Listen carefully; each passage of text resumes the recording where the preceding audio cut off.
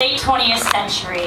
I'm a child of fantasy, lies, television, and Saturday morning cartoons. I relate better to characters in books and movies than those in my life. When I want to talk to my best friend, I log online.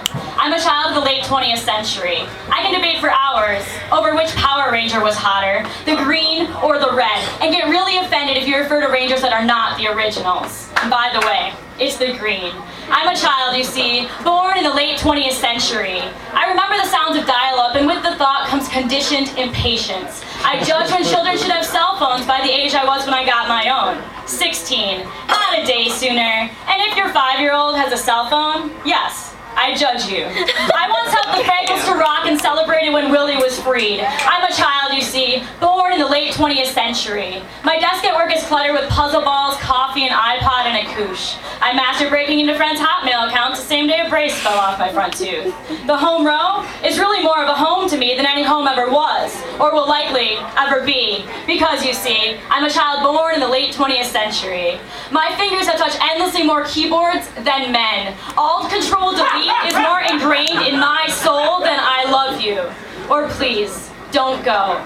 I'm a child of the late 20th century, and I once mistook a satellite for a shooting star. I wished that night for creepy crawlers, a Super Soaker 6, and my very own pony. I got none of these.